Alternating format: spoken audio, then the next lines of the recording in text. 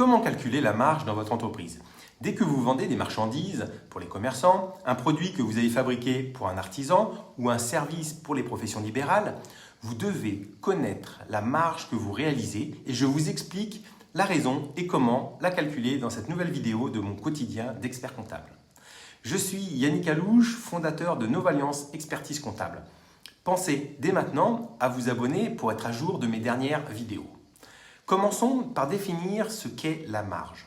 Elle représente ce que vous avez gagné à chaque vente. C'est la différence entre le prix de vente et le coût d'achat ou encore le coût de production de ce que vous vendez. En fonction de votre activité, nous utiliserons un vocabulaire différent.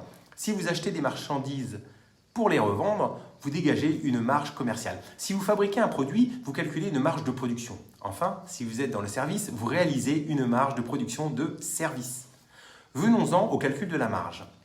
Quelle que soit votre activité, elle se calcule par différence entre votre prix de vente moins le coût direct que vous avez eu pour faire cette vente. On parle de coût d'achat ou de production. Pour expliquer le coût d'achat, prenons l'exemple suivant. J'ai acheté auprès de mon fournisseur une montre pour la revendre.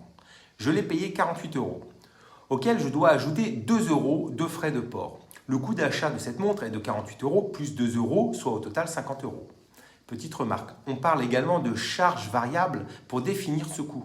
Contrairement aux charges fixes qui tombent dans votre entreprise, que vous vendiez ou pas, le loyer en est un bon exemple. Les charges variables sont liées aux ventes.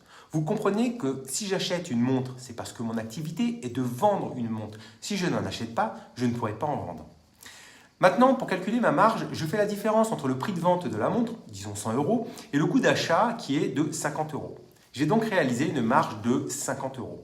Pour savoir ce que cela représente, je divise la marge par le chiffre d'affaires afin de calculer un taux de marge.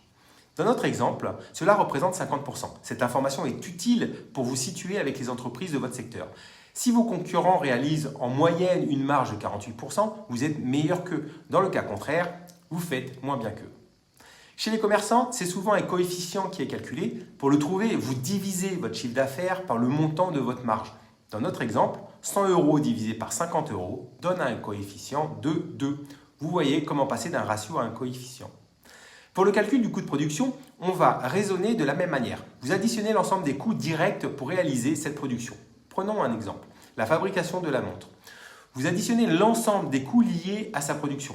Les principaux sont les matières premières et la main-d'œuvre, c'est-à-dire le temps nécessaire pour fabriquer cette montre. On calcule un temps qui est valorisé selon le coût du salarié qui a contribué à faire cette montre. Pour connaître votre marge de production, là encore, vous calculez la différence entre le prix de vente et le coût de production. Pour les prestataires de services, la marge est normalement de 100%, sauf si vous sous-traitez une partie du travail. Dans ce dernier cas, vous calculez la marge par différence entre le prix de vente et le coût de la sous-traitance. Retenez que plus vous maximisez votre marge, plus vous avez la capacité d'absorber vos charges fixes.